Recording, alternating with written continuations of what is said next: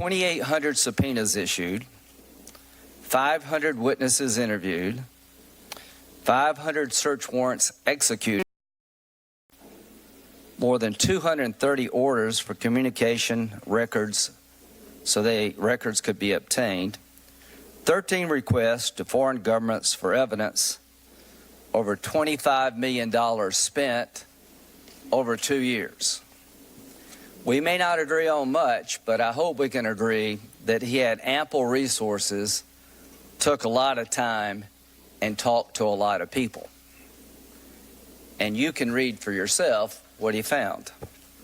The Attorney General will tell us a bit about what his opinion of the report is. In terms of interacting with the White House turned over to Mr. Mueller 1.4 million documents and records, never asserted executive privilege one time. Over 20 White House staffers, including 8 from the White House counsel's office, were interviewed voluntarily. Don McGahn, chief counsel for the White House, was interviewed for over 30 hours.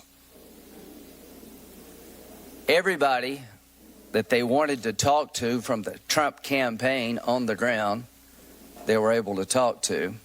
The president submitted himself to written interrogatories. So to the American people, Mr. Mueller was the right guy to do this job.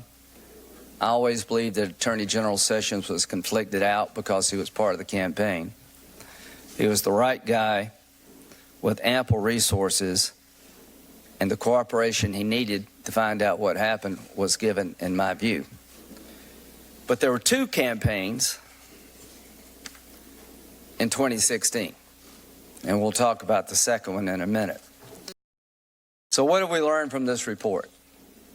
After all this time and all this money, Mr. Mueller and his team concluded there was no collusion. I didn't know.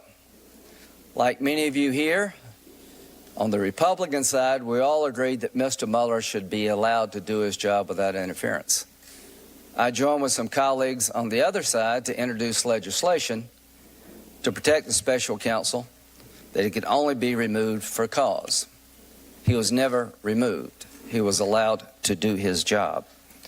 So no collusion, no coordination, no conspiracy between the Trump campaign and the Russian government regarding the 2016 election. As to obstruction of justice, Mr. Mueller left it to Mr. Barr to decide after 2 years and all this time. He said, Mr. Barr, you decide. Mr. Barr did. There are a bunch of lawyers on this committee, and I will tell you the following. You have to have specific intent to obstruct justice.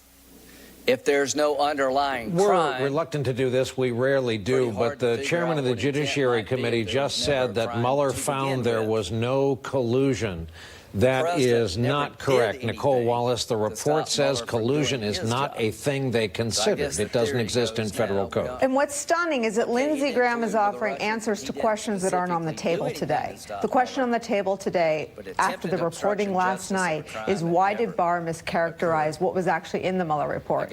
And I'm sorry, Lindsey Graham, but your defensiveness is showing. To talk about everything that went into it and in the next breath distort it is a stunning, stunning mischaracterization of what the whole exercise is supposed to be about. Reveals what I talked about before, that he is sitting there today not as the chairman of the Judiciary Committee, but as a human shield for Donald Trump, and it would appear William Barr. Again, we try to offer just gavel-to-gavel coverage, but that phrase, or the lack of it, its absence from federal code, this no collusion mantra, is so foundational to why we're here today that we decided to flag it when we heard him use it yet again.